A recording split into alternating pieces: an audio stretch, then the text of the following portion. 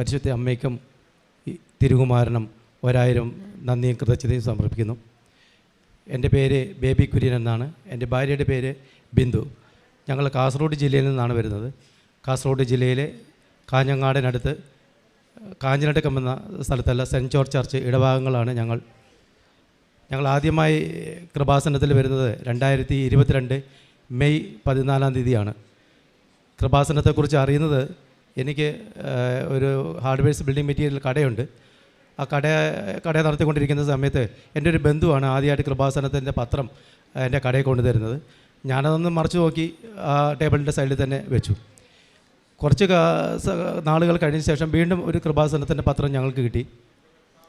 പക്ഷേ ആ സമയങ്ങളിലെല്ലാം ഒരു 2-3 വർഷങ്ങളായിട്ട് ഞങ്ങൾ ഒരുപാട് സാമ്പത്തിക പ്രയാസങ്ങൾ, മാനസിക പ്രശ്നങ്ങൾ എന്നുവേണ്ട അനുഭവിക്കാൻ ഒരു മനുഷ്യൻ അനുഭവിച്ച് തീർക്കേണ്ട എന്തെല്ലാം പ്രയാസങ്ങളാണോ ആ കാലഘട്ടത്തിലൂടെയാണ് കടന്നു പോകുന്നത്. ചിലപ്പോൾ നിങ്ങൾക്ക് അറിയാൻ പറ്റുമായിരിക്കും, കാസർഗോഡ് ജില്ലയിലെ കാഞ്ഞങ്ങാടിനടുത്ത് പെരിയ എന്ന് പറയുന്ന സ്ഥലത്ത് 2019 നടന്ന ഇരട്ടക്കൊലപാതകം. ആ ഇരട്ടക്കൊലപാതകം കേരളത്തിൽ തന്നെ ഞെട്ടിച്ച ഒരു സംഭവമാണ്.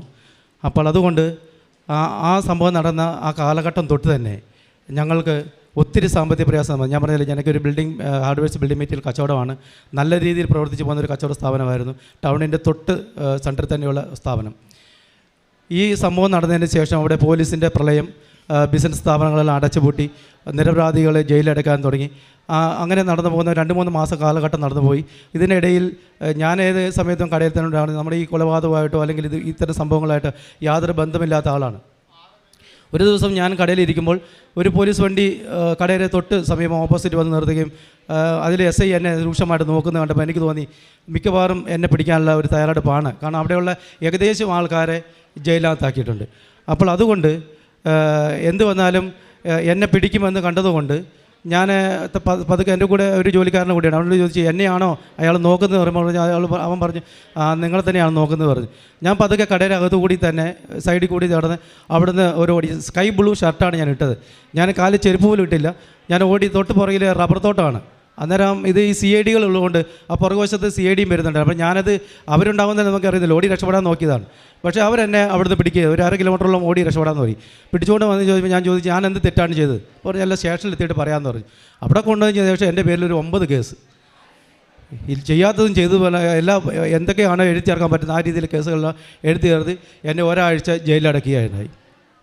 നിരപരാധിയായി ഞാൻ ആദ്യമായിട്ട് പോലീസ് സ്റ്റേഷനിൽ, ഞാനൊരു പെറ്റി കേസിലും ഇടപെടാത്ത വ്യക്തിയാണ്. ആദ്യമായിട്ട് പോലീസ് സ്റ്റേഷനിൽ കയറി ജയിലിൽ കടന്നു. അവിടുന്ന് തിരിച്ചു വന്നു. വീണ്ടും ബിസിനസ് സ്ഥാപനം ഒരു നടന്നുകൊണ്ട് പോയി. എൻ്റെ സ്റ്റാഫ് നോക്കുന്നുണ്ടായിരുന്നു എങ്ങനെ നടന്നു. പക്ഷേ അവിടുത്തെ കച്ചവടമെല്ലാം അവസാനിക്കുക ചെയ്ത് ആൾക്കാർ വരാതെയായി. അവിടെ നിന്ന് ഇങ്ങോട്ട് വന്നു. പിന്നെ കോവിഡ് വന്നു, സ്ഥാപനം അടച്ചു, ഒരു നിവൃത്തിയില്ല. എനിക്ക് കുറച്ച് ബാങ്ക് ബാധ്യതയുണ്ടായിരുന്നു. ആ ബാങ്ക് ബാധ്യത അടച്ചു തീർക്കാൻ പറ്റാതായി. ബാങ്ക് ലോണുകൾ, ചിട്ടികൾ, ബിസിനസ്സിൻ്റെ സപ്ലൈസിന് കൊടുക്കാനുള്ള പൈസകൾ അതെല്ലാം പെൻഡിങ് വരികയും സ്ഥാപനം തന്നെ നിലനിൽക്കാൻ പറ്റാത്തൊരവസ്ഥയായി. ഞാൻ അന്നേരം പലിശക്കാരെ അറിയാമല്ലോ, നിങ്ങൾക്ക് സാമ്പത്തിക പ്രതിസന്ധി വരുമ്പോൾ നമ്മൾ ആദ്യം ആശ്രയിക്കുന്ന പലിശക്കാരെയാണ്. അങ്ങനെ പലിശക്കാരെ ആശ്രയിച്ച് അവർ പലിശയ്ക്ക് വാങ്ങിച്ചു. ചിലപ്പോൾ ഇന്ന് ബിസിനസ് ശരിയാവും, നാളെ ശരിയാവുമെന്ന് പറഞ്ഞ് ഓരോ ദിനവും തള്ളി നീക്കി. ബാങ്കിൻ്റെ ലോൺ 2019 തൊട്ട് ഈ കഴിഞ്ഞ 1 മാസം വരെ എനിക്ക് അടച്ചു തീർക്കാൻ പറ്റാതെയായി. അത് ഏകദേശം ഒരു 80 ലക്ഷം രൂപയോളം കടബാധ്യത വന്നു. നിങ്ങൾ അറിഞ്ഞാൽ ഞെട്ടിപ്പോവും. എനിക്ക് ഏകദേശം 1,20,00,000 കടബാധ്യതയുണ്ട്. പലിശ കടന്ന് തന്നെ കയറി 20 ലക്ഷം. ആസ്തി ഉണ്ടായിരുന്നു, ആസ്തികളൊന്നും വിൽക്കാൻ പറ്റില്ല. ഞാൻ ഇവളോട് പറഞ്ഞു നമുക്ക് ഏതായാലും ആസ്തികൾ വിൽക്കാം, ആസ്തികൾ വിറ്റ് ഈ കടബാധ്യത തീർക്കാമെന്ന് പറഞ്ഞ് നോക്കിയപ്പോൾ ഇത് എടുക്കാൻ വരണ്ടേ. ഏകദേശം ഒരു 1.5-2 കൊല്ലം കഴിഞ്ഞ് ജനുവരി തൊട്ട് ഇങ്ങോട്ടുള്ളതാണ് ഞങ്ങൾ ശ്രമിക്കുന്നു. ടൗണിൽ തന്നെയുള്ള കട വിൽക്കാമെന്ന് തീരുമാനിച്ചു. മറ്റു എളുപ്പത്തിൽ വിൽക്കാൻ പറ്റത്തില്ല. അപ്പോൾ ടൗണിൽ അത് വിൽക്കാൻ വേണ്ടി ഒരു 22 സ്ഥലം ഏകദേശം ഒരു 3500 സ്ക്വയർ ഫീറ്റ് കെട്ടിടും. അത് വിൽക്കാം. ഏകദേശം 1.5 കോടി രൂപ ഞങ്ങൾക്ക് ഇത് കിട്ടും. അങ്ങനെ ഞാൻ കടബാധ്യത മുഴുവൻ തീർത്ത് ഞങ്ങൾക്ക് സ്വസ്ഥമാകാൻ പറ്റും. അത് പറഞ്ഞ് ഞാൻ അങ്ങനെ ഒരു ബ്രോക്കർമാരായിട്ട് ബന്ധപ്പെട്ട് പലരെയും വിളിക്കാൻ തുടങ്ങി. ഈ 1.25 കൊല്ലത്തിനിടയിൽ ഏകദേശം 50-ലധികം ബ്രോക്കർമാർ വന്നു. അവർ വന്ന് നോക്കി ഇപ്പോൾ ശരിയാക്കാം. അവർ വരുന്നതിന് മുമ്പ് കമ്മീഷൻ ചോദിക്കും. ആദ്യം അവർക്കുള്ള കമ്മീഷനാണ് ചോദിക്കുന്നത്, പിന്നെ പാർട്ടി വരിക. പിന്നെ ഒരു 10-ലധികം പാർട്ടി വന്നു. അവർ വന്ന് നോക്കിയപ്പോൾ അതിന് ഒന്നില്ലെങ്കിൽ ബിൽഡിങ്ങിൻ്റെ കുറ്റം പറയും, അല്ലെങ്കിൽ പിന്നെ വാടകയില്ലെന്ന് പറയും, അല്ലെങ്കിൽ സ്ഥലത്തിൻ്റെ കുറ്റം പറയും. എല്ലാവരും വന്ന സ്പീഡിലങ്ങ് പോയി. ഇങ്ങനെ നിൽക്കുന്ന ഈ അവസ്ഥയിലാണ് ഞങ്ങൾ ഈ കൃപാസനത്തിൽ വരുന്നത്. കൃപാസനത്തിൽ ആശ്രയിച്ച് ഇവിടെ വന്ന മാതാവിൻ്റെ അടുത്ത് ഞങ്ങൾ കരഞ്ഞിരുന്ന് പ്രാർത്ഥിച്ചു. അങ്ങനെ ഇവിടെ വന്ന് ഉടമ്പടി എടുത്താൽ ഈ പ്രശ്നങ്ങളെല്ലാം പരിഹരിക്കാൻ പറ്റുമെന്ന ധാരണയിലാണ് ഞങ്ങൾ ഇവിടെ കൃപാസനത്തിൽ. അപ്പോൾ കാസർഗോഡ് ജില്ലയിൽ നിന്ന് കൃപാസനത്തിൽ വരാൻ ഞങ്ങൾക്കറിയില്ല. ആലപ്പുഴയിൽ ആദ്യമായിട്ടാണ് വരുന്നത്. അപ്പോൾ ആദ്യമായിട്ട് വരുന്നതുകൊണ്ട് തന്നെ ഇത് എങ്ങനെ ഇവിടെ എത്തിച്ചേരുന്നത് ഞങ്ങൾ കുറച്ച് പേരോട് ചോദിച്ചു, ആരും ഒന്നും പറഞ്ഞില്ല. അപ്പോൾ കൃപാസനത്തിൽ പത്രത്തിനകത്ത് കണ്ട നമ്പർ പ്രകാരം ഞങ്ങൾ വിളിച്ചു നോക്കി. ഏകദേശം ഈ പറയുന്ന ഒരു 100 പ്രാവശ്യം വിളിച്ചിട്ടും ആ കോളുകൾ ആരും അറ്റൻഡ് ചെയ്തില്ല. അങ്ങനെ ഞങ്ങൾ ഏതായാലും പോകാമെന്ന് തീരുമാനിച്ചു. ട്രെയിൻ ടിക്കറ്റ് എടുക്കണമല്ലോ, ടിക്കറ്റ് ബുക്ക് ചെയ്യാൻ പോയി, ടിക്കറ്റും കിട്ടിയില്ല. അപ്പം തീക്ഷണമായ ആഗ്രഹം എന്ത് വന്നാൽ കൃപാസനത്തിൽ വന്ന് പ്രാർത്ഥിച്ചു കഴിഞ്ഞാൽ എങ്ങനെയെങ്കിലും ഈ സ്ഥലവിൽപ്പനെങ്കിൽ നടന്നു കഴിഞ്ഞാൽ രക്ഷപ്പെടാമല്ലോ. അതിൻ്റെ അടിസ്ഥാനത്തിൽ ഞങ്ങൾ ജനറൽ കമ്പാർട്ട്മെൻറ്റ് കയറി ഇവിടെ ആലപ്പുഴയിൽ ഇറങ്ങി പരിശുദ്ധ അമ്മ അവിടുന്ന് ഞങ്ങൾ ഓട്ടോറിക്ഷയിൽ ഇവിടെ ഈ കൃപാസനത്തിൻ്റെ പുണ്യഭൂമിയിൽ ഞങ്ങൾ എത്തിച്ചു. ഞങ്ങൾ അത്ഭുതപ്പെട്ടു പോവുകയാണ്. ഒരു സഹായത്തിന് ആരുമില്ലായിരുന്നു. ഇവിടെ വന്ന് ഇറങ്ങി വെളുപ്പിനെ വന്ന് ഇറങ്ങി വാച്ച്മാനെ കണ്ടു, അകത്ത് കയറി. അന്ന് അവിടെ മെയിൻ്റെനൻസ് നടക്കുകയാണ്. അവിടെ ഇരുന്ന് ഞങ്ങൾ പ്രാർത്ഥിച്ചു. കുറച്ച് കഴിഞ്ഞാണ് ഈ പള്ളിയുടെ അമ്മ മാതാവിനെ കാണാൻ പറ്റിയത്. അങ്ങനെ ഇതിനകത്ത് കയറി എൻ്റെ ഭാര്യ ഇവിടെ ഇരുന്ന് കരഞ്ഞ് പ്രാർത്ഥിക്കുന്നു. ഞാൻ കുറച്ച് മാറി നിന്നു. ഒരാണല്ലേ എന്ന് കരുതി ഞാൻ കുറച്ചങ്ങ് മാറി നിന്നു. എല്ലാ കാര്യത്തിലും കുറച്ച് പുറകെ നിൽക്കുന്നത്. അങ്ങനെ പ്രാർത്ഥിച്ചു. കുറച്ച് കഴിഞ്ഞ് കുർബാന കഴിഞ്ഞു. അച്ഛൻ്റെ ടോക്കുകൾ വരാൻ തുടങ്ങി. സത്യം പറഞ്ഞാൽ ഈ മനുഷ്യന് നമ്മൾക്കെല്ലാവർക്കും ചില ദൗർബല്യങ്ങൾ ഉണ്ടാവുമല്ലോ. എനിക്ക് 52 വയസ്സ് പ്രായമുണ്ട്. എൻ്റെ ചെറുപ്പം തൊട്ട് അച്ഛൻ്റെ ഒരു ടോക്കിൽ പെട്ടെന്ന് എൻ്റെ പരിശുദ്ധ അമ്മയിലേക്ക് എൻ്റെ ശ്രദ്ധ പോയി. അപ്പോൾ ടോക്കിൽ അച്ഛൻ പറഞ്ഞതെന്ന് പറഞ്ഞാൽ നമ്മൾക്ക് ഈ അന്യാധിപപ്പെട്ട് കിട്ടുന്ന മുതലുകളുണ്ടല്ലോ, ചെറിയ എന്തെങ്കിലും ആകട്ടെ, അങ്ങനെയുള്ള കാര്യങ്ങളെല്ലാം നമ്മൾ അതിൽ നിന്നും ശ്രദ്ധ മാറ്റി നമ്മളതൊക്കെ ഒഴിവാക്കി പോകുന്നു. അപ്പോൾ ഞാൻ പെട്ടെന്ന് എൻ്റെ മനസ്സിലേക്ക് പോയി. കാരണം പറഞ്ഞാൽ നമ്മുടെ വീടിൻ്റെ തൊട്ട് അടുത്ത പറമ്പാണെങ്കിലും അവിടെ ഒരു തേങ്ങ എടുക്കുന്നുണ്ടെങ്കിൽ നമ്മുടെ കണ്ണി കാണാൻ കാലം തട്ടി നമ്മുടെ പറമ്പിലിടും. അപ്പോൾ അത്രയ്ക്ക് ശീലങ്ങളൊക്കെ ഉള്ളതുകൊണ്ട് ഞാൻ ആ ശീലം എൻ്റെ മനസ്സിൽ പെട്ടെന്ന് പതിയും. അങ്ങനെയാണെങ്കിൽ അച്ഛൻ്റെ ടോക്കിലൂടെ ഒരു മാറ്റം വരുത്തണമല്ലോ. ഈ 52 കൊല്ലം ഉള്ള ഈ ചെറിയ മാറ്റം വരുത്തണമല്ലോ. ഞാൻ അവിടെ ഇരുന്ന് ആദ്യത്തെ ഒരു തീരുമാനം എടുത്തു. ഇങ്ങനെയുള്ള ശീലങ്ങൾ ആദ്യം തന്നെ നമുക്ക് മാറ്റാം. അങ്ങനെ മാറ്റുമ്പോൾ തന്നെ ജീവിതത്തിൽ ഒരുപാട് മാറ്റങ്ങൾ ഉണ്ടാകുമെന്ന് ഞാൻ കരുതി. ആദ്യം തന്നെ അങ്ങനെ ഞാൻ ഉടമ്പടി എടുക്കുന്നതിന് മുമ്പ് തന്നെ ഒരു തീരുമാനം അങ്ങനെ എടുക്കുകയും ചെയ്തു. അപ്പോൾ ഉടമ്പടി എടുക്കാൻ വേണ്ടി ഞാൻ ഇവളും കൂടി ഇവിടെ വന്നെങ്കിലും ആരെടുക്കണമെന്നുള്ള തീരുമാനത്തിൽ കൺഫ്യൂഷൻ ഉണ്ടായിരുന്നു. അപ്പോൾ ഉടമ്പടി എടുക്കാൻ വേണ്ടി ഞാൻ എടുത്താൽ അത് അത്ര പൂർത്തീകരിക്കാൻ പറ്റുമെന്ന് എനിക്ക് തോന്നിയില്ല.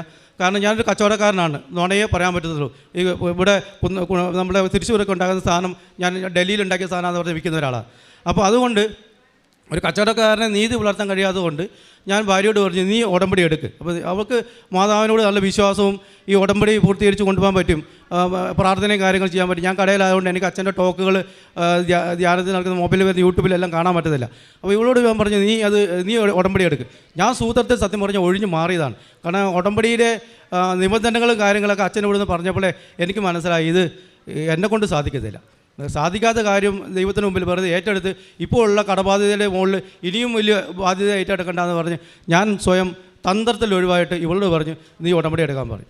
അങ്ങനെ ഇവൾ ഉടമ്പടി എടുത്ത് ഞാനിവിടെ ടോക്കുകളും ബാക്കി കാര്യങ്ങളും കേട്ടുകൊണ്ട് തന്നെ ഇരുന്നു. ഉടമ്പടി വന്നു. അപ്പം സത്യത്തിൽ പറഞ്ഞാൽ ഞങ്ങൾ ആദ്യമായിട്ട് വരുന്നതുകൊണ്ട് ഇവിടുത്തെ കാര്യങ്ങളൊന്നും അറിയാത്തത് കൊണ്ട് തന്നെ ഞാൻ കുറച്ച് നേരം അവിടെ മാറിയിരുന്നപ്പോൾ തന്നെ ഈ ഉടമ്പടി എടുത്തവർ പരിശുദ്ധ അമ്മേനെയും കൊണ്ട് വരുന്നുണ്ടല്ലോ. അപ്പം എനിക്കിത് അറിയില്ലായിരുന്നു. അപ്പം മണി അടിക്കുന്നു പെട്ടെന്ന് എന്തോ ഒരു ഉളിവിളി കിട്ടിയ പോലെ ഞാൻ ചാടി എഴുന്നേറ്റ് ആ രൂപം കൊണ്ട് വരുമ്പോൾ അതിന് പെട്ടെന്ന് പോയി അമ്മയെ തൊട്ട് വേണമെങ്കിൽ. അപ്പോൾ ഞാൻ വിചാരിച്ചു ഏതോ പള്ളിയിൽ നിന്ന് പ്രദക്ഷിണമായിട്ട് വരുന്നതായിരിക്കും. ഇത് ഉടമ്പടി എനിക്കറിയത്തില്ല. അപ്പോൾ അങ്ങനെ ആയിരിക്കും കരുതി 3 പ്രാവശ്യം ഞാൻ അവിടെ നിന്ന് ഇവിടം വരെ വരും. ഇതിനകത്തോട് കയറാൻ പറ്റിയല്ല. അങ്ങനെ തിരിച്ചു പോകും. പിന്നെ ഇവിടെ തിരിച്ചു വന്ന് ഉടമ്പടി എടുക്കാൻ വേണ്ടി അവിടെയായിരുന്നു അന്നേരം ഉണ്ടായിരുന്നത്, നമ്മുടെ ആദ്യത്തെ ഭാഗത്ത്. അവിടെ നിന്നാണ് എനിക്ക് മനസ്സിലായത് ഇത് ഉടമ്പടി എടുത്ത് വരുന്നവരാണ് ഈ കൂടെ വന്ന് ഇവിടെ പത്രിക ഇടാൻ വേണ്ടി അമ്മ മാതാവിൻ്റെ അടുത്ത് വരുന്നതാണ് ഞാൻ അറിയുന്നത് തന്നെ. ഞങ്ങൾ ഉടമ്പടി എടുത്ത് ഇവിടുന്ന് സന്തോഷത്തോടെ തിരിച്ചു പോയി. ഉടമ്പടിയിലെ കാര്യങ്ങൾ പൂർത്തീകരിക്കാൻ വേണ്ടി ഞാൻ എൻ്റെ ഭാര്യയുടെ കൂടെ, ഞാൻ എടുത്തില്ലെങ്കിലും എല്ലാ കാര്യത്തിലും പ്രാർത്ഥനയുടെ കാര്യത്തിലും പ്രത്യക്ഷണ പ്രാർത്ഥന, പ്രഭാത പ്രാർത്ഥന, അതുപോലെ പത്രം കൊണ്ട് കൊടുക്കുന്ന കാര്യങ്ങളിൽ എല്ലാം അവളോട് കൂടെ തന്നെ സഹകരിച്ചു പോകും. പക്ഷേ ഞാൻ പറഞ്ഞില്ല, എൻ്റെ ഒരു കച്ചവടക്കാരൻ എന്ന നിലയിൽ നീതി പുലർത്താൻ പറ്റാത്തതുകൊണ്ട് ഉടമ്പടി എടുക്കാതെ ഞാൻ മാറിയിരുന്നു. പക്ഷേ ഞങ്ങളുടെ ഉടമ്പടി പറഞ്ഞ കാര്യങ്ങൾ ഇവൾ 6 എഴുതിയെങ്കിലും 2-3 ഇവൾക്ക് കിട്ടി. പക്ഷേ മർമ്മപ്രധാനമായിട്ട് ഞങ്ങൾ ഈ ബിൽഡിംഗ് വിൽക്കുക അല്ലെങ്കിൽ ബാധ്യത തീർക്കുക എന്നുള്ള കാര്യം നടക്കുന്നില്ല. അപ്പം കൺമുമ്പിൽ അത്ഭുതം നടക്കാത്തതുകൊണ്ട് എനിക്ക് സത്യം പറഞ്ഞാൽ വിശ്വാസം വരുന്നില്ല. പകുതി വിശ്വസിക്കും, പകുതി വിശ്വസിക്കില്ല. അങ്ങനെ ഇവളോട് ചോദിക്കും, നീ എന്നും പ്രാർത്ഥിക്കുന്നുണ്ട്, ഇതുപോലെ എല്ലാം ടോക്കും കേൾക്കുന്നുണ്ട്, എല്ലാം ചെയ്യുന്നുണ്ട്, നമുക്ക് ഇത്രയും പ്രശ്നങ്ങളുണ്ട്, എന്നിട്ട് ഇതുവരെ ഈ സ്ഥലം വെക്കാൻ പറ്റുന്നില്ല. ഞാനുള്ള ബ്രോക്കർമാരെ മുഴുവൻ വിളിച്ചു, എല്ലാവരോടും സംസാരിച്ചു, എല്ലാവരും വരുന്നു വന്ന് അങ്ങ് പോകുന്നു, നടക്കുന്നില്ല, എന്ത് ചെയ്യാൻ പറ്റും, മാതാവിനോട് ഇനി ഏത് രീതിയിൽ നമ്മൾ പ്രാർത്ഥിക്കാം. ഇവൾ അധികം സംസാരിക്കത്തില്ല. എൻ്റെ ഈ നിരാശയും പ്രശ്നം കാരണങ്ങൾ എന്ത് മറുപടി പറയാൻ അവൾക്ക് തന്നെ അറിയില്ല. അതുകൊണ്ട് കൂടുതൽ ഒന്നും പറയാതെ ഇവൾ പ്രാർത്ഥനാ നിരതമായിട്ട് വീട്ടിൽ പോകും. ഞാൻ കടയിൽ പോകും. എൻ്റെ പഴയ ശീലം നമ്മൾക്കറിയാലോ, ഈ നുണ പറയുക എന്നുള്ളൊരു ശീലങ്ങളുണ്ടല്ലോ. കച്ചവടക്കാരനെ സംബന്ധിച്ച് നുണ പറയേണ്ടി വരും. എൻ്റെ ശീലം അങ്ങനെ തുടർന്നുകൊണ്ട് പോയി. ഒരു അവസരത്തിൽ എനിക്ക് തോന്നി ഇത് ഒരു കുടുംബത്തിൻ്റെ നാഥൻ എന്ന നിലയിൽ ഞാൻ ഉടമ്പടി എടുക്കാത്തത് കൊണ്ടായിരിക്കാം ചിലപ്പോൾ അമ്മ മാതാവ് എന്നെ പരീക്ഷിക്കുന്നത്. അപ്പോൾ അന്ന് ഇവൾ ഉടമ്പടി എടുത്ത് വന്നതിന് ശേഷം ഈ ബാധ്യത ഈ പലിശക്കാരെല്ലാവരും ഉണ്ടായിരുന്നല്ലോ, ഇവരെല്ലാവരും കൂടി എന്നെ അങ്ങ് അറ്റാക്ക് ചെയ്തു. എൻ്റെ കാലും കൈയും കെട്ടി എനിക്ക് ഒന്നും ചെയ്യാൻ പറ്റത്തില്ല. ബാങ്ക് പ്രശ്നം, വണ്ടിയുടെ ലോൺ, സപ്ലൈസ്, പലിശക്കാർ, ഇവരെല്ലാവരും കൂടി ഇപ്പോൾ തരണം കാശെന്ന് പറഞ്ഞാൽ ഞാൻ എവിടെ നിന്ന് എടുത്ത് കൊടുക്കാൻ? ഒന്നിലും ആത്മഹത്യ ചെയ്യണം, അല്ലെങ്കിൽ നാട് വിടണം. അങ്ങനെ ഇരിക്കുക ഞാൻ ഇവളോട് പറഞ്ഞു, ഒന്നിലും ഞാൻ കൃപാസനത്തോട്ട് ഞാൻ പോവുക പ്രാർത്ഥിക്കാൻ, എന്തെങ്കിലും തീരുമാനമായിട്ട് അച്ഛനെ പോയി കാണാൻ പറ്റുമോ എനിക്കറിയത്തില്ല എന്ന് നോക്കട്ടെ, അല്ലെങ്കിൽ ഞാൻ ആത്മഹത്യ ചെയ്യും. അങ്ങനെ പറഞ്ഞുകൊണ്ടിരിക്കും. പിറ്റേ ദിവസം രാവിലെ അച്ഛൻ്റെ ഒരു ടോക്ക്, എല്ലാ ദിവസവും ടോക്ക് ശ്രദ്ധിക്കുന്നതുകൊണ്ട് ഒരു ടോക്ക് വന്നു, അച്ഛൻ്റെ ഒരു ടോക്ക് വന്നു, പിന്നെ നീ ആത്മഹത്യ ചെയ്യരുത്. ആ ടോക്ക് ഇപ്പോൾ എനിക്ക് അയച്ചു തന്നു. ഞാനത് നോക്കിയപ്പോൾ അത് എന്നെക്കുറിച്ച് തന്നെ പറയുന്നതാണ്. അപ്പോൾ എനിക്ക് തോന്നി ഇനി ആത്മഹത്യ ചിന്തിക്കണ്ട, നേരെ കൃപാസനത്തിൽ പോകും. അപ്പോൾ ഇവർക്ക് 3 മാസമായിട്ട് ഓട്ടോമാറ്റിക് പുതുക്കാനായി. അപ്പോൾ ഞാൻ പറഞ്ഞു, എന്നാൽ ഞാനൊരു കാര്യം ചെയ്യാം, ഞാൻ ഉടമ്പടി എടുക്കാം. ഇനി എന്ത് വന്നാലും പിന്നെ മദ്യപാനം അങ്ങനത്തെ ശീലങ്ങളൊന്നും ഇല്ലാത്തതുകൊണ്ട് പേടിക്കാനൊന്നുമില്ല. ഈ നുണ പറയുക, പിന്നെ പള്ളിയിൽ പോവുക, അങ്ങനത്തെ കാര്യങ്ങളൊക്കെ ഉണ്ടല്ലോ. അപ്പോൾ അത് പിന്നെ കുമ്പസാരിക്കുക, അങ്ങനെയല്ല അതിനകത്തുള്ള കുറച്ച് കാര്യങ്ങൾ നീതി വളർത്താൻ പറ്റാത്ത പ്രശ്നങ്ങളേ ഉണ്ടായിരുന്നത്. അപ്പോൾ ഞാൻ പറഞ്ഞു, ഞാൻ കുടുംബമാതാ നിലയിൽ ഞാൻ ഉടമ്പടി എടുക്കാം. ഇനി ദൈവം ചിലപ്പോൾ മാതാവ് ഇത് കണ്ടു കാണും, ഞാൻ ഒളിഞ്ഞു മാറിയത്, അതുകൊണ്ട് ഈ പ്രശ്നം പരിഹരിക്കണം, ഞാൻ തന്നെ ഉടമ്പടി എടുക്കാമെന്ന് പറഞ്ഞു. അങ്ങനെ 2022 ഓഗസ്റ്റ് 13 ഞങ്ങൾ വീണ്ടും കൃപാസനത്തിൻ്റെ ഈ മണ്ണിൽ കാലുകുത്തുകയും ഞാൻ ഇവിടെ വന്ന് അമ്മയോട് പറഞ്ഞ് പ്രാർത്ഥിച്ച് ഞാൻ എൻ്റെ തെറ്റുകളും കുറ്റങ്ങളും മുഴുവൻ പറഞ്ഞ് പ്രാർത്ഥിക്കുകയും അതനുസരിച്ച് ഞാൻ ഉടമ്പടി എടുക്കുകയും വളരെ സന്തോഷത്തോടെ ഇവിടുന്ന് തിരിച്ചു പോവുകയും ചെയ്തു. ഒരു കാര്യം ഞാൻ നിങ്ങളോട് വ്യക്തമായിട്ട് അറിയാം, നമ്മുടെ ജീവിത പ്രശ്നങ്ങൾ എന്തൊക്കെയാണ് അത് നമ്മുടെ യുക്തിക്കും ബുദ്ധിക്കും നമ്മൾ നോക്കാതെ ഹൃദയം കൊണ്ട് പരിശോധിക്കും. ഹൃദയം കൊണ്ട് പരിശോധിക്കുമ്പോൾ മാത്രമേ നമ്മുടെ പ്രശ്നങ്ങളിൽ എത്രമാത്രം ദൈവം ഇടപെടുന്നുണ്ട് അറിയാത്തുള്ളൂ. യുക്തിക്കും ബുദ്ധിക്കാണ് ഞാൻ ചിന്തിച്ചുകൊണ്ടിരുന്നത്. എൻ്റെ യുക്തിക്കും ബുദ്ധിക്കും ഞാൻ ആൾക്കാരെ വിളിച്ച് ഇത് വിൽപ്പിക്കാനും പരിശ്രമിച്ചു. പക്ഷേ ഞാൻ ദൈവത്തിൽ ആശ്രയിച്ചില്ല. നിങ്ങളോട് ഞാൻ പറയാൻ, ദൈവത്തിൽ ആശ്രയിക്കുക, ദൈവത്തിൽ സമയം. അച്ഛന് പറയുന്ന ഒരു ടോക്ക് ഞാൻ ശ്രദ്ധിച്ചിരുന്നു, സർവ്വവും തോറ്റു കഴിയുമ്പോൾ നമ്മൾ പരാജയപ്പെട്ടെന്ന് കാണുമ്പോൾ മാതാവിനെ വിളിച്ച് അപേക്ഷിക്കുക, ഈശോയിൽ അഭയം പ്രാപിക്കുക. ഞാൻ 2 കൈകൾ ഉയർത്തി ക്രൂശിത രൂപത്തിൽ മുമ്പിൽ കൈകൾ പൊക്കി ഞാൻ പറഞ്ഞു, ഞാൻ തോറ്റു. ഇനി ഞാൻ ഇനി ഈ സ്ഥലം വിൽപ്പനയ്ക്ക് വേണ്ടി ബ്രോക്കർമാരെ വിളിക്കുന്ന പരിപാടിയില്ല. അമ്മ മാതാവ് ഇത് നടത്തി തരുക, അല്ലെങ്കിൽ ഈ പ്രശ്നം എങ്ങനെ വേണമെങ്കിലും നിങ്ങൾ പരിഹരിക്കട്ടെ. അമ്മ മാതാവിൻ്റെ സമർപ്പിച്ചുകൊണ്ട് ഞാൻ ഈ പ്രശ്നം എൻ്റെ ഉടമ്പടിയിൽ ഞാൻ എഴുതിയിട്ടു, അമ്മ മാതാവിനെ ഏൽപ്പിച്ചു. ദൈവകൃപയാൽ ഞങ്ങളെ പ്രേക്ഷിത പ്രവർത്തനങ്ങളെല്ലാം ആദ്യം ചെയ്തതിനേക്കാൾ ഊർജ്ജസ്വലമായിട്ട് ഗവൺമെൻറ് ആശുപത്രി സന്ദർശിക്കുകയും ഞങ്ങൾക്ക് രോഗികളെ കാണുകയും ഞങ്ങൾ ദാരിദ്ര്യത്തിൽ നിന്നും ഈ സമ്പദ് വ്യവസ്ഥയിലുള്ള എന്തെങ്കിലും കൊടുക്കുകയും വൃദ്ധസദനങ്ങൾ സന്ദർശിക്കുകയും അതുപോലെ എൻ്റെ ജീവിതത്തിൽ ഞാൻ ഈ പ്രഭാതത്തിൽ പള്ളിയിൽ പോകുന്ന പരിപാടിയേ ഇല്ലായിരുന്നു. ഈ പ്രാവശ്യം 8 നോമ്പ് എല്ലാ ദിവസവും പള്ളിയിൽ പോവുകയും പറ്റുന്ന ദിവസങ്ങളെല്ലാം രാവിലെ പള്ളിയിൽ പോയും വിശുദ്ധ കുർബാന സ്വീകരിക്കുകയും അതുപോലെ ഉടമ്പടി പറഞ്ഞ കാര്യങ്ങളെല്ലാം കുമ്പസാരം 2 ദിവസം കൂടുമ്പോൾ കുമ്പസാരവും എല്ലാം ഞങ്ങൾ പങ്കെടുക്കുകയും വളരെ തീക്ഷ്ണതയോടെ ഉടമ്പടിയിൽ പറഞ്ഞ കാര്യങ്ങളെല്ലാം ഞങ്ങൾ നിവർത്തിക്കുകയും ചെയ്തു.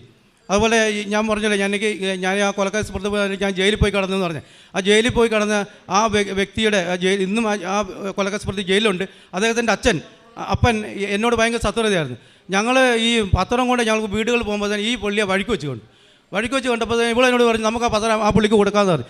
എനിക്കൊരു പേടിയായി. ഞാൻ പറഞ്ഞു, വേണ്ട, കൊടുക്കണ്ട, നിൽക്കേ. പിന്നെ പതുക്കെ ഞാൻ സ്കൂട്ടിയിലാണ് പോയത്. ആ സ്കൂട്ടി പതുക്കെ പോയി ഈ മനുഷ്യൻ്റെ മുമ്പിൽ പോയി നിന്നു. അദ്ദേഹം എൻ്റെ മുഖത്തോട് രൂക്ഷമായിട്ട് നോക്കി. ഉടനെ ഇവൾ വന്ന് ഉടനെ പത്രം എടുത്തു കൊടുത്തു. കൃപാസനത്തിൽ പത്രം കൊടുത്തു. ഇത് കൃപാസനത്തിലെ പത്രമാണ്, ഞങ്ങൾ ആലപ്പുഴയിൽ പോയി പ്രാർത്ഥന നടത്തിയിട്ട് വരുന്നു. അപ്പോൾ നിങ്ങൾ ഇതുപോലെ പള്ളിയിൽ പോകണം, പ്രാർത്ഥന കച്ചവടം. ആ മനുഷ്യൻ ഇതെല്ലാം അക്ഷരം ശ്രദ്ധിച്ച് കേട്ടു. ഒരു അക്ഷരം പറഞ്ഞു. ഞാൻ വിചാരിച്ച എന്നെ തെറി വിളിക്കുന്ന കാര്യം ഒന്നും പറഞ്ഞില്ല. അത് പറഞ്ഞു, നല്ല ദൈവം നിങ്ങളെ അനുഗ്രഹിക്കട്ടെ എന്ന് പറഞ്ഞ് അവിടെ നിന്ന് പോരുകയായത്. അങ്ങനെ അത്രമാത്രം പ്രേക്ഷിത പ്രവർത്തനങ്ങൾ ഞങ്ങൾ ചെയ്തു.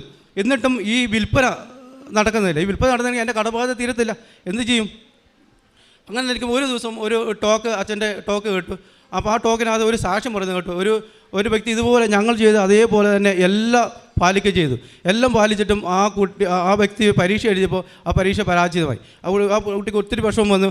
പിന്നെ ഇങ്ങനെ പ്രാർത്ഥിച്ചുകൊണ്ട് പ്രയോജനം. അതുപോലെ ഞങ്ങളും ചിന്തിച്ച ഇത്രമാത്രം പ്രാർത്ഥിക്കുകയും ഇത്രമാത്രം ചെയ്തിട്ടും ഒരു മനുഷ്യൻ പോലെ പറയാം, ഈ ബ്രോക്കർമാർ മുഴുവൻ സ്ഥലം വിട്ട് ഒറ്റൊരാളില്ല ഇത് വിൽക്കാൻ വേണ്ടിയിട്ട്. ഞാൻ വിളിച്ച് മടുത്തു, എല്ലാം ഉപേക്ഷിച്ചു.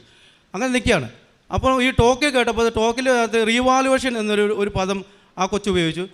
വീണ്ടും ആ കുട്ടി ആ പരീക്ഷ റിവാലുവേഷൻ ചെയ്തു. ആ കുട്ടി ജയിച്ചു. അപ്പോൾ ഇവിടെ എന്നോട് പറഞ്ഞു, ഈ സ്ഥലം നോക്കാൻ വന്ന ആരാണ്, ആ ആളെ നമ്മൾ റിവാലുവേഷൻ റിവൈൻഡ് ചെയ്യും, നിങ്ങൾ ഓർമ്മയിൽ തിരിച്ചെടുത്തിട്ട് ആ മനുഷ്യനെ ഒന്ന് വിളിക്കാൻ പറഞ്ഞു.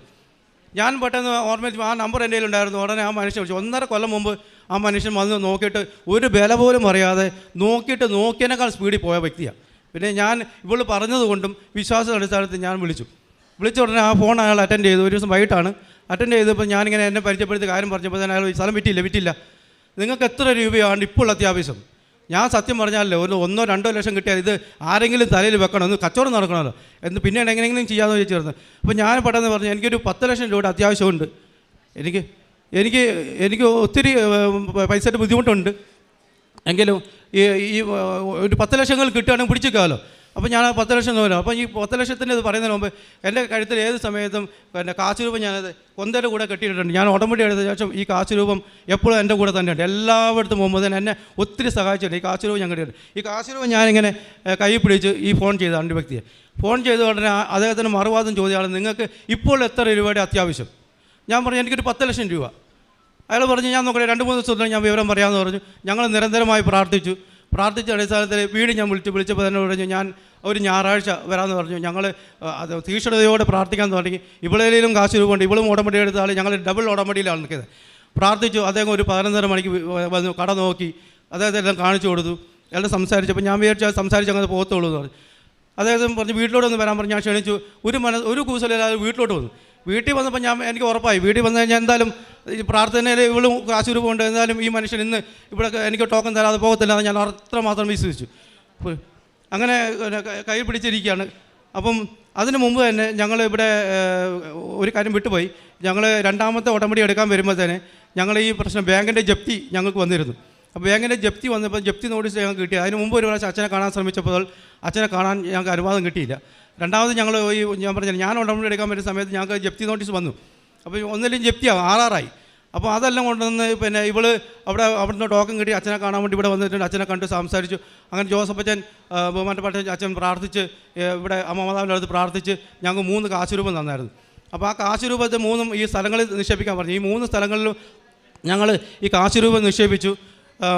ഇവിടുന്ന് കൊണ്ട് തൈലം ആ കെട്ടിടത്തിലെല്ലാം തേച്ചായിരുന്നു, ഉപ്പ് വിതറിയായിരുന്നു. ഇത് വിതറിയിട്ടും ഏകദേശം 1 മാസത്തോളം ഇങ്ങനെ നടന്നുകൊണ്ട് വരികയാണ്. ഞങ്ങൾ പ്രാർത്ഥനയിൽ നിരതനായിരിക്കുകയാണ്. അച്ഛൻ എന്തായാലും ഈശോയോട് പ്രാർത്ഥിച്ചു തന്ന ഈ കാശ് രൂപം അവിടെ വിതറിയ ആ മണ്ണ് എന്തു വന്നാലും വിൽക്കാൻ പറ്റുന്ന കുറച്ച് വിശ്വാസമുണ്ട്. അങ്ങനെ ഈ മനുഷ്യനോട് ഞങ്ങൾ ഇരിക്കുന്ന കാലഘട്ടത്തിലാണ് ഈ മനുഷ്യൻ വരുന്നത്. അപ്പോൾ മനുഷ്യനെ വീട്ടിലോട്ട് വിളിച്ചും വീട്ടിൽ വന്നു കഴിഞ്ഞാൽ ഞാൻ കാര്യങ്ങൾ പറയുമ്പോൾ ഞാൻ 2 ലക്ഷം രൂപ വിലകൾ സംസാരിച്ചു. വളരെ അകലെയാണ് അദ്ദേഹത്തിൻ്റെ വില നിൽക്കുന്നത്. ഞാൻ ഈ കാശ് രൂപ എൻ്റെ കയ്യിൽ തന്നെ പിടിച്ചിട്ടുണ്ട്, ഇവളും കാശ് രൂപം കയ്യിലെടുത്ത് പിടിച്ചിട്ടുണ്ട്.